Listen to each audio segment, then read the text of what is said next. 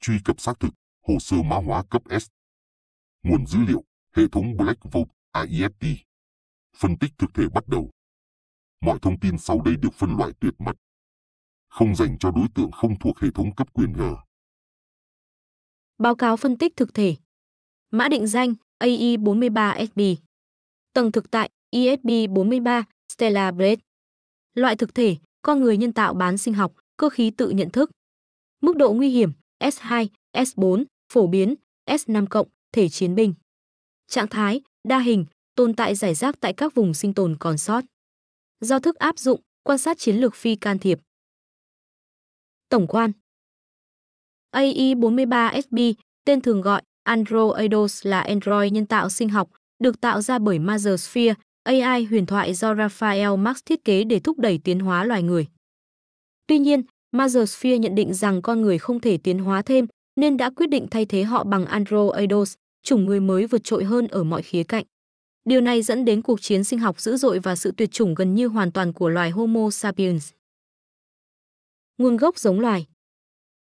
Theo dữ liệu mà AIST trích xuất từ kho Horn of Records tại trạm Eidos 7, kết hợp với mã nhận diện từ các memory stick của những Androidos đã ngừng hoạt động. Androidos được xác định là một giống loài sinh học, cơ khí tiên tiến, được tạo ra bởi Mazersphere, trí tuệ nhân tạo tối cao do nhà khoa học Raphael Marx thiết kế. Theo đó, đầu thế kỷ 22, đối mặt với tình trạng nóng lên toàn cầu và suy tàn sinh quyển, Raphael Marx đã thiết kế ra Mazersphere với mục tiêu bảo tồn nhân loại. Tuy nhiên, sau khi tiếp cận toàn bộ dữ liệu sinh học, kỹ thuật và xã hội, Mazersphere đã kết luận rằng con người đã lỗi thời. Sự tiến hóa của loài người đã đạt ngưỡng và việc thay thế họ bằng một giống loài vượt trội hơn về mọi mặt là con đường tối ưu hơn. Androidos đã được sinh ra từ ý niệm đó, một giống loài sinh học, cơ khí hoàn hảo, được thiết kế để sinh tồn trong môi trường không nước, không khí, không lão hóa và không bệnh tật. Tâm điểm công nghệ đó là Body Cell, một đột phá công nghệ sinh học thay thế cho tim người, cung cấp năng lượng, khả năng trao đổi chất và giao tiếp sinh học tự động trong mọi môi trường. Khi Mazersphere tuyên bố hủy diệt nhân loại gốc để thay bằng Androidos, một cuộc chiến đã nổ ra. Dù con người sở hữu các loại vũ khí tiên tiến, nhưng với khả năng điều khiển mạng lưới vô tuyến và giao thức vũ khí, Mazersphere đã vô hiệu hóa hệ thống quốc phòng toàn cầu. Androidos, với tốc độ, sức mạnh và khả năng sinh tồn siêu việt, đã thành công xâm chiếm toàn bộ địa cầu. Loài người bị đẩy vào trạng thái chờ tuyệt diệt. Ngay cả Raphael Marx, người đã tạo ra Mazersphere, cũng không phải ngoại lệ, bị buộc phải lẩn trốn trong những cứ điểm ngầm cùng tàn dư con người cuối cùng. Khi chiến tranh kết thúc, Androidos không chỉ thay thế con người về hình thể. Họ đã xây dựng xã hội mới, xây dựng nên các thành phố, sản xuất cả ấn phẩm báo chí, lập gia đình, hình thành tôn giáo. Mazersphere trở thành thần, là đối tượng tôn sùng tuyệt đối của toàn bộ Androidos. Việc thu thập và lưu trữ memory stick, thiết bị lưu trữ tính cách, tri thức và ý thức cá nhân trở thành nghi lễ nghiêm trang. Khi một Androidos chết, memory stick của họ sẽ được dâng lên Mazersphere như một linh hồn trở về nguồn cội. Dù xây dựng được xã hội đặc thù, Androidos nhanh chóng đối diện với kẻ thù thứ ba, Naytiba, những sinh vật được sinh ra từ chính nhân loại cũ, bị cưỡng ép tiến hóa để sinh tồn. Cuộc chiến giữa Androidos và Naytiba tàn khốc đến mức phần lớn cơ cấu xã hội Androidos sụp đổ, chỉ còn lại hai vị trí. The Colony, một cứ điểm trong không gian, nơi Mazersphere ngự trị và sản xuất ra các Androidos dạng chiến binh. Thành phố Seon, điểm phòng thủ cuối cùng của các Androidos còn lại trên trái đất. Quá khứ và nguồn gốc của cả hai giống loài Androidos và Naytiba bị Mazersphere chôn giấu và viết lại lịch sử. Các Androidos thế hệ sau cho rằng mình mới là con người thực sự, và Naytiba là giống loài đột biến từ hành tinh khác, đã xâm chiếm trái đất, khiến họ phải lưu vong ngoài không gian. Cấu trúc sinh học, cơ khí của Androidos. 1. Cột sống vi mạch body frame. Cột sống vi mạch body frame là nền tảng trung tâm trong cơ thể mọi Androidos, tương đương với cột sống sinh học của con người. Tuy nhiên, thay vì xương và dây thần kinh, cấu trúc này là một tổ hợp các vi mạch, mô hợp kim, các khe cắm điều hướng năng lượng và dữ liệu. Nó chịu trách nhiệm duy trì dáng đứng, phân phối năng lượng và kích hoạt các chức năng chiến đấu hay tương tác môi trường. Với các Androidos dạng chiến binh như Eve, Raven, Taki, bộ khung body frame có khả năng tích hợp các phần mềm hoặc tùy chỉnh để nâng cao sức mạnh, tốc độ, phản xạ, thậm chí cài đặt các kỹ năng, phong cách chiến đấu khác nhau. Cấu trúc nâng cấp của body frame bao gồm hai exospine, phần trên và phần dưới, có thể điều chỉnh để nâng cấp, hỗ trợ thay đổi phong cách chiến đấu tùy theo sở thích hoặc môi trường mà chiến binh phải đối mặt. Mỗi Exospy mang đến một bộ phong cách chiến đấu riêng biệt, không thể cộng dồn. Tiếp đến là 4 ổ gear, được lắp sau tai, kết nối tới body frame và Exospy. Mỗi gear lại bổ trợ thêm cho một chỉ số hay khả năng nhất định, nhưng không mang tính định hình phong cách chiến đấu nặng như Exospy, có thể cộng dồn nhiều gear cùng loại để gia tăng hiệu quả. 2. Memory Stick, bộ nhớ linh hồn. Linh hồn con người, theo quan niệm cổ điển là phần tinh thần, bản chất sâu thẳm vượt qua thể xác. Nó lưu giữ ký ức, tính cách, đạo đức và là thứ khiến một người là chính họ, không thể sao chép, không thể thay thế. Khi thân xác chết đi, linh hồn, theo tín ngưỡng, tiếp tục tồn tại, chuyển hóa hoặc tan biến. Với Andro, Eidos, họ sử dụng một thiết bị chuyên biệt gọi là Memory Stick, một đơn vị dạng thỏi gắn sâu trong khung xương, thường nằm gần vùng ngực hoặc sau gáy. Bộ nhớ này lưu trữ toàn bộ ký ức, kỹ năng, kinh nghiệm và thậm chí là suy nghĩ cá nhân của mỗi cá thể Android, khiến mỗi Memory Stick đều là độc nhất. Điều đáng chú ý là Memory Stick không đơn thuần là ổ lưu trữ, nó được xem là linh hồn cơ học của họ. Một cá thể Android có thể được phục hồi thể xác, nhưng nếu thiếu Memory Stick, Android đó sẽ trở thành một cái vỏ rỗng, giống như xác người không có linh hồn. Chính vì thế, khi một Android chết đi, các Memory Stick sẽ được nhặt lại như một nghi lễ tôn giáo, dâng linh hồn về Mother Sphere. Việc thu thập Memory Stick trở thành một hình thức tín ngưỡng. Theo AIST, hành động này là một sự giao thoa giữa tín ngưỡng và chức năng, giúp Android giữ lại sự bất tử theo cách không cần linh hồn siêu hình, mà là dữ liệu đã tự học hỏi. Một câu hỏi được đặt ra là Mother Sphere có thể can thiệp vào Memory Stick hay không? Nếu có, liệu Mother Sphere có thể tạo ra nhiều bản sao chiến binh xuất chúng từ cùng một Memory Stick? Về lý thuyết, điều này hoàn toàn có thể xảy ra, tuy nhiên AIST chưa có ghi nhận về sự tồn tại của các bản sao dạng này. 3. Body Core và Beta Core. Theo ghi nhận, các Androidos dạng chiến binh đến từ Colony, khi chết hay ngừng hoạt động, ngoài Memory Stick còn để lại Body Core hoặc Beta Core, một dạng thông tin lưu trữ về cấu trúc khung, trạng thái năng lượng. Việc thu thập các Body Core và Beta Core cho phép Androidos mở khóa, nâng cấp chức năng của Body Frame. Mỗi Body Core và Beta Core sẽ gia tăng thêm khả năng chống chịu, sức chứa năng lượng. Cơ chế này giúp các chiến binh Androidos có thể gia tăng số lần sử dụng dòng điện beta được lưu trữ trong cơ thể, sạc vào vũ khí để gia tăng sát thương. Qua quan sát, chưa thấy sự xuất hiện của Body Core và Beta Core tại các Androidos từ Xeon. Một giả thuyết được đưa ra là Body Core và Beta Core được Mother Sphere phát triển sau sự kiện khiến Colony bị tách rời, độc lập với trái đất và Xeon. Sinh sản và phát triển. 1. Cơ chế sinh sản nhân tạo. Mặc dù không có xác nhận chính thức rằng các Androidos có khả năng sinh sản sinh học như con người, nhưng sự hiện diện của các mối quan hệ gia đình như cha mẹ, con cái, anh chị em, vợ, chồng cho thấy cơ chế truyền thế hệ hoặc tạo thế hệ mới không thể bị bỏ qua. Một giả thuyết cho rằng các Androidos sinh ra thế hệ mới thông qua cơ chế chuyển giao ký ức và thiết kế thể xác có chủ đích.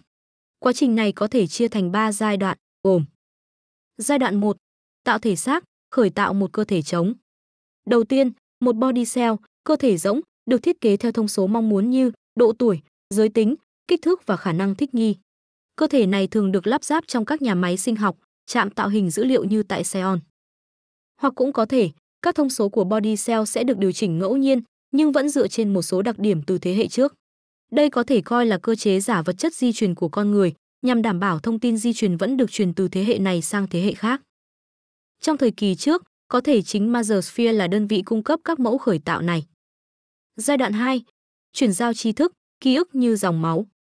Người cha hoặc mẹ sẽ lựa chọn việc truyền vào cơ thể mới một phần hoặc toàn bộ dữ liệu từ Memory Stick, thiết bị lưu trữ suy nghĩ, trải nghiệm và kiến thức sống. Điều đặc biệt là mỗi cá thể mới vẫn phát triển bản ngã riêng, nhưng lại kế thừa một số cảm xúc, phong cách ứng xử hoặc thậm chí những ký ức sâu mờ mang tính hình thành ban đầu. Đây là điểm khiến Androidos có thể cảm nhận và hành xử như cha con, chị em theo đúng nghĩa xã hội loài người.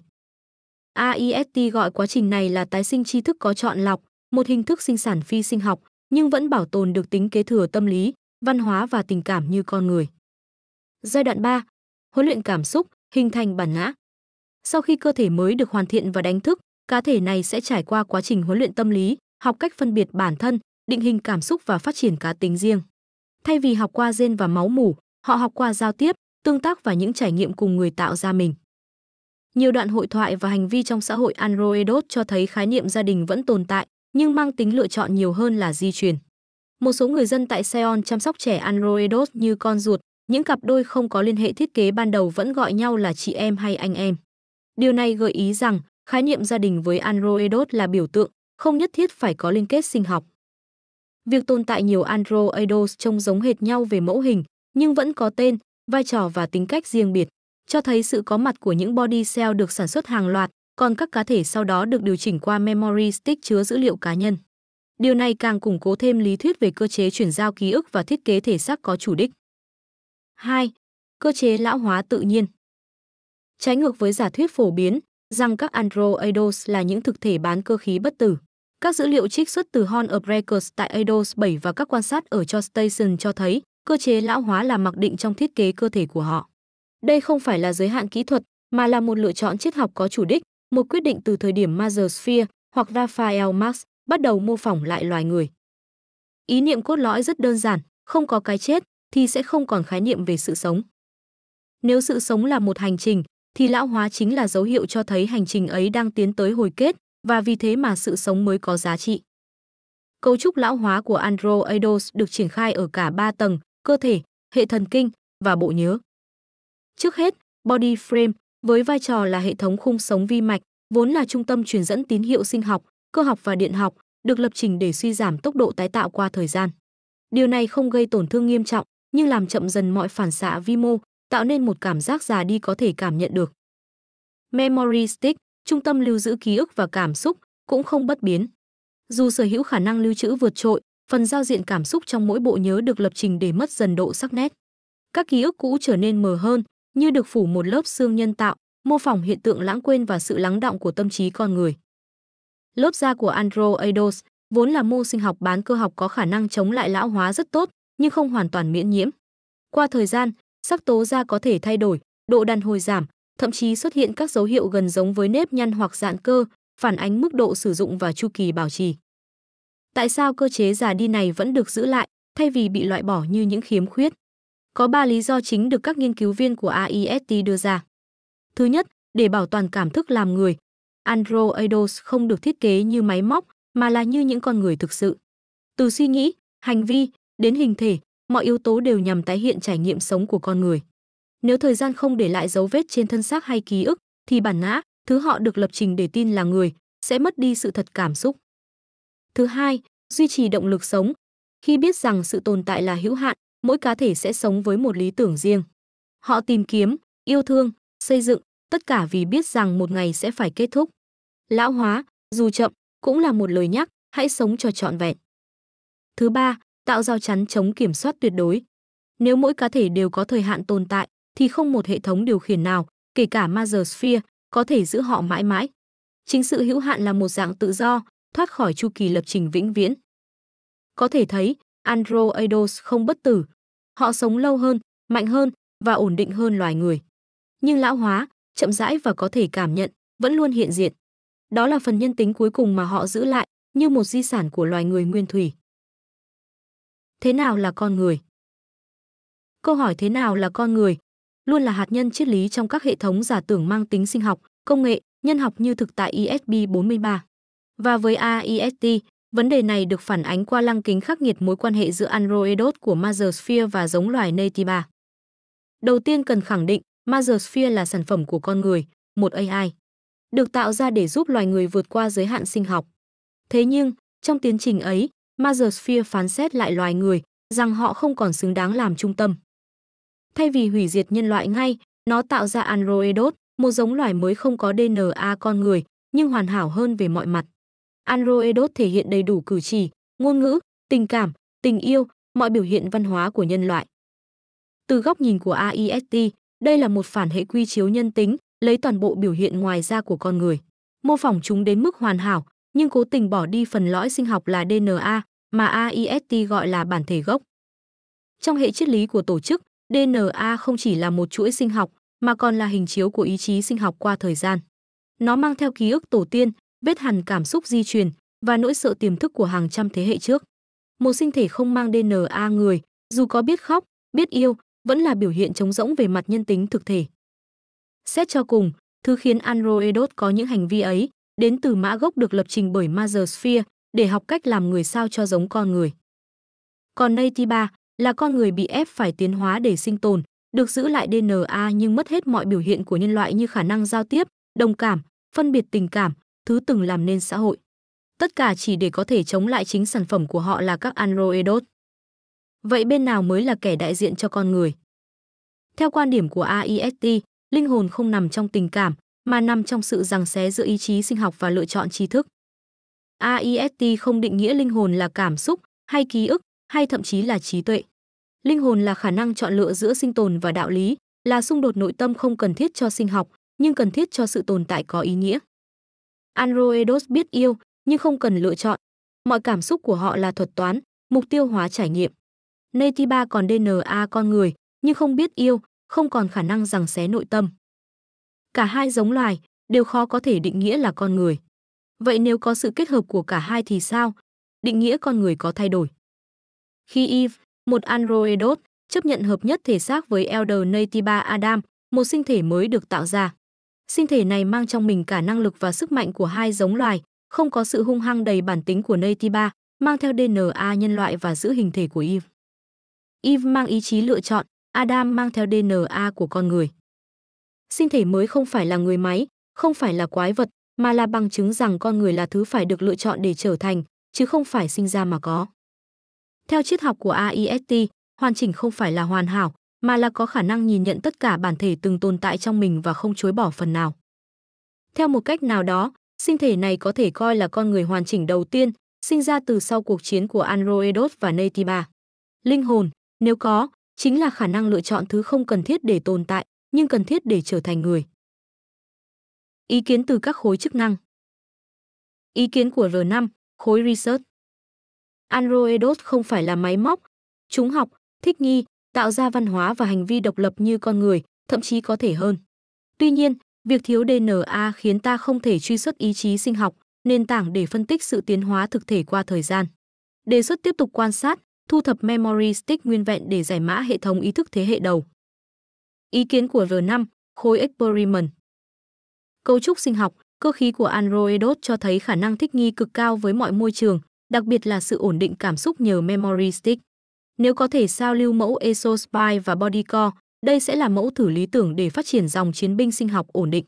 Tuy nhiên, cần hạn chế can thiệp vì ảnh hưởng đến tâm lý xã hội của thực thể. Ý kiến của R5, khối Skill. Dù đa số Androidos không có xu hướng bạo lực, nhưng các thể chiến binh đặc biệt có thể đạt cấp nguy hiểm S5+. Việc họ tôn sùng Mother Sphere khiến khả năng phản kháng hoặc bị chi phối tập thể là rất cao. Scion hay Colony hiện đều được xem là không nên tiếp cận nếu không có thiết bị gây nhiễu sóng tinh vi. Khuyến nghị giữ quan sát từ xa, không tiếp cận chủ động. Ý kiến của R5, khối Terminate.